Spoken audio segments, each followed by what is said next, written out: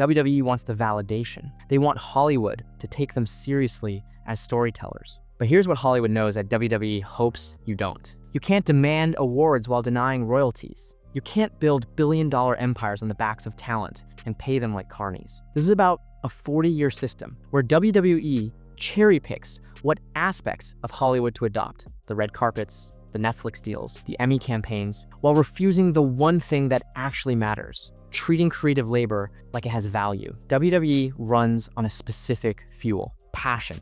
Wrestlers work through injuries because they're passionate. They accept terrible contracts because it's their dream. They destroy their bodies for decades because they love the business. In Hollywood, passion is rewarded with residuals. Writers who create a hit show receive checks for decades. Actors who build a character own a piece of it. The people who make the product participate in the profit. In WWE, passion is weaponized. It's used to justify inadequate pay, zero health benefits, and contracts that strip talent of everything they create. You're told you should feel grateful just for the opportunity to perform in front of millions. The difference? Hollywood has unions. WWE has independent contractors. And the proof that this system is designed to protect only a select few isn't in the boardroom. It's in the broken bodies and empty bank accounts of the people who built the empire. Before we talk about who got screwed, we need to talk about who stopped it from being fixed. In 1986, before WrestleMania 2, Jesse, the Body Ventura, attempted to unionize WWE wrestlers. This wasn't radical. This was basic labor protection, health insurance,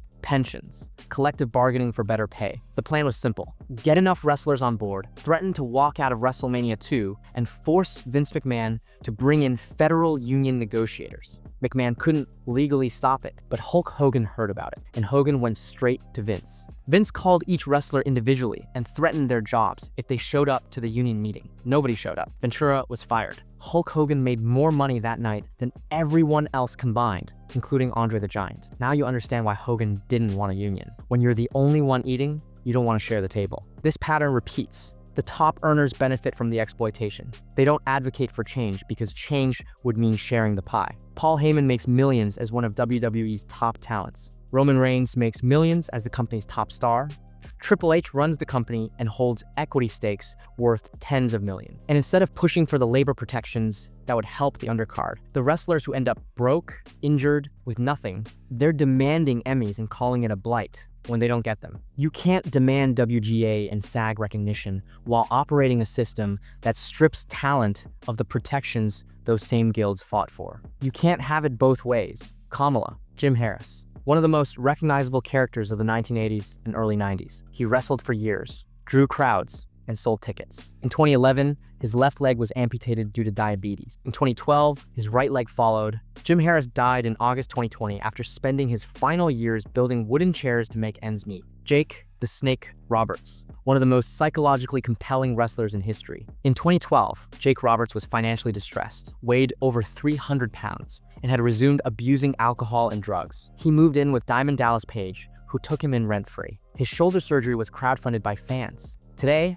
Roberts is sober, but his recovery came from DDP's personal intervention and fan donations, not from the company he helped build. Batista, six-time world champion, one of the biggest stars of the 2000s. In 2010, Batista left WWE to pursue acting. 8 months later, he was broke. He's one of the lucky ones. He made it in Hollywood. But for 8 months, a man who main evented WrestleMania was unemployed and financially ruined. These aren't outliers. This is the system working as designed. WWE generates billions. The wrestlers who build the value get salaries, and when those salaries stop, there's nothing. No residuals, no pension, no health insurance after you leave. Just broken bodies and empty accounts. And where are the voices of the current top stars? Where's Roman Reigns advocating for the wrestlers who came before him? Where's Paul Heyman pushing for union protections for the undercard? They're not. They're busy demanding Emmy nominations while the system that made them rich continues to churn through bodies. The top of the card benefits. Everyone else is disposable. Let's contrast this with how Hollywood actually works. In Hollywood, writing and performing create perpetual divisible value. The work is not a service rendered once.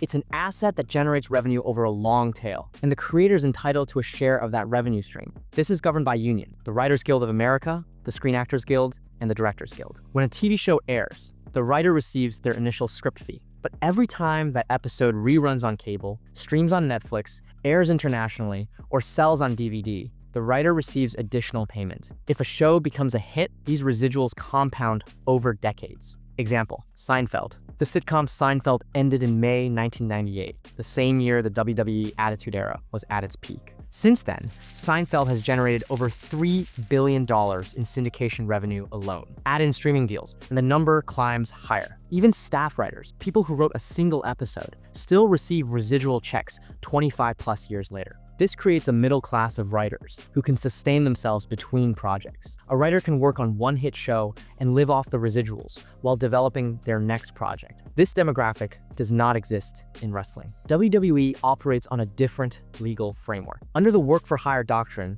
anything a WWE wrestler or writer creates while under contract is owned entirely by WWE in perpetuity. This covers character gimmicks like The Undertaker, Kane, and Stone Cold. Catchphrases like Austin 316, Suck It, and The Game, storylines, angles, match concepts, entrance music concepts, merchandise designs. The wrestler or writer who creates it owns nothing. Why does WWE get away with this when Hollywood doesn't? Because WWE categorizes its content as sports entertainment or live variety.